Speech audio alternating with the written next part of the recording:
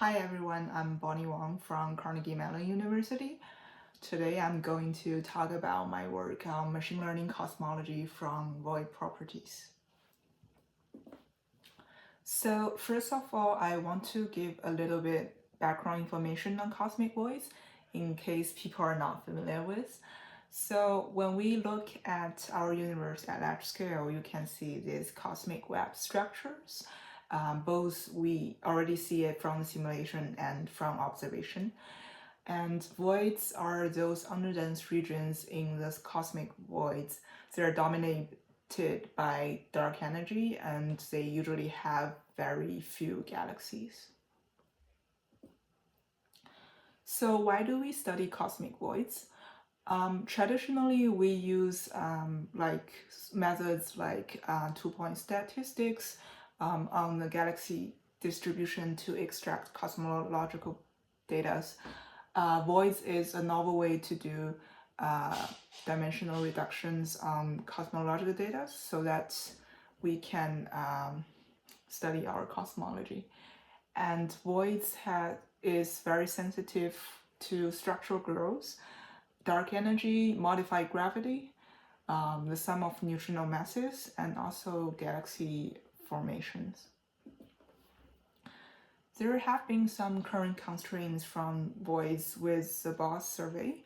For example, we are able to constrain omega matter with a 5% error using the void galaxy cross correlation functions. And we are able to constrain both omega m and sigma 8 using the void size function. So voids is very a promising way to extract cosmological information. So the problem statement of this work is, so we have our universe, we like this image from our universe or the galaxy distribution of our universe, and we run our void finder to find the voids in our universe, and we got this void data. But how can we use this void data to link to cosmologies or to the inference on cosmological parameters? And this is a pretty hard question because it is very high dimensional, very complex, and we only have one real universe. So the solution here is to use machine learning models to figure out the solution, and we use simulation data so that we can have more data to train our machine learning models.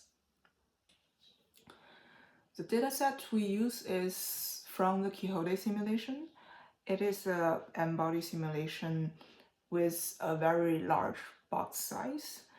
And to extract void informations, we use a bit void finder, which is based on Voronoi tessellations and watershed transform. And to just give you a sense of what voids look like from our dataset, since with void finder they can identify the morphology of voids. Instead of just giving spherical voids, they have this property of ellipticity, and this is how voids with different ellipticity look like in our dataset. This is also just an illustration of how voids with different density contrast look like in our datasets. So the gray wireframes here are all the bubbles from the previous slide. There is a Voronoi cells, and the little dots on this slide, they are the halos or galaxies from the simulation. We use two kinds of different machine learning architectures. The first one is just fully connected layers. We input the histograms of void ellipticity and density contrast to the fully connected layers. We also used a set-based machine learning architecture called deep sets.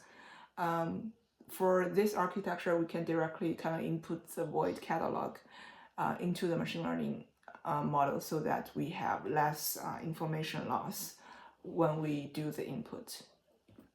And the final predictions of our machine learning models are the mean value of the posterior redistribution and also the standard deviation, or the first moment of the posterior distribution. In order to achieve this, we use the loss function from the moment networks. As you can see, the first part of this moment network, of this loss function, is kind of like a mean squared arrow, and the second part is how we quantify the standard deviation of the posterior, how we minimize the errors of the posterior distribution. So to summarize a little bit, so to clarify, we use the void data and we input, we use the void density, contrast, ellipticity, and radius. We input them to the machine learning models.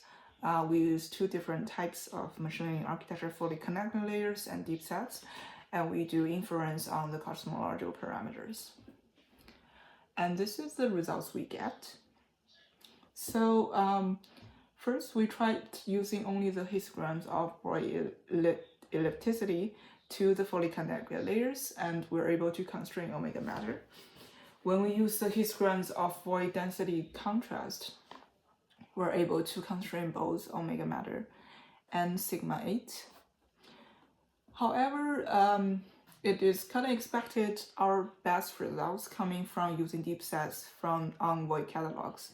So this catalog will contain each void's size, ellipticity, and density contrast.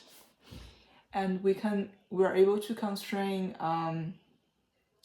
omega matter, sigma 8, and the spectral index NS to pretty good precision.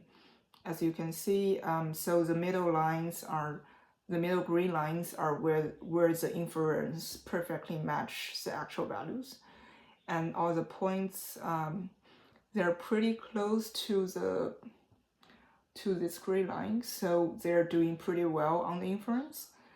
And you can also see we show the statistics, chi-square, r-square, root mean square arrow, mean relatively arrow. They're all pretty good within reasonable range. So we're pretty confident to say we are able to constrain these three cosmological parameters with pretty good precision using void catalogs and deep sets model. Here I also want to advertise for our latest work, Cosmology from One Galaxy in a Void. This is currently still under revision.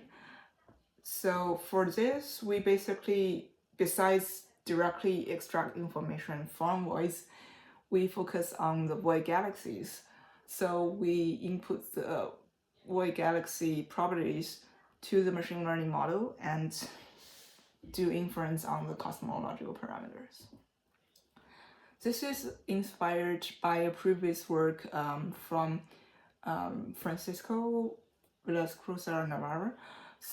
It's a paper called Cosmology from One Galaxy. So in that work, say using one galaxy, any galaxy from the simulation, and do inference on the cosmological parameter.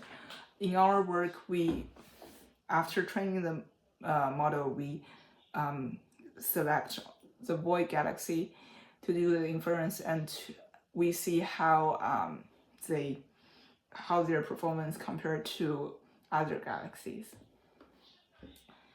So typically people expect void galaxies to be bluer with low mass and higher star formation rates. And void galaxies are less influenced by external disturbance such as stripping and harassment, since they are usually in an isolated environment. So we expect void galaxies could have a stronger connection to cosmology and the physics of the early universe. So this is our results. this is how void galaxies and compared when we use void galaxies to do predictions on the matter density parameter omega m. So the left column is when we use non-void galaxies. So these are galaxies definitely not within voids. And the second column is when we use just random galaxies to do a prediction. And the third column is when we use void galaxies to prediction. So you can see on the third column, the points are much closer to the inference line, and the statistics such as R-squared, they all pretty much improved from when we use non-void galaxies or random galaxies.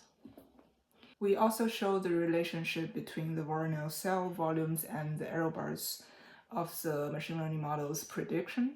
So from this plot, you can see larger Voronoi cells can have smaller error bars of the omega matter inference.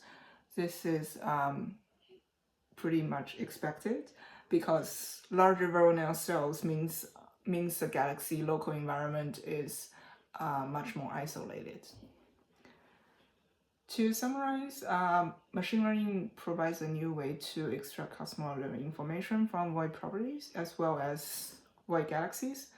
In the future, we still need robustness tests on different simulations, and our ultimate goal is to apply all this to real surveys.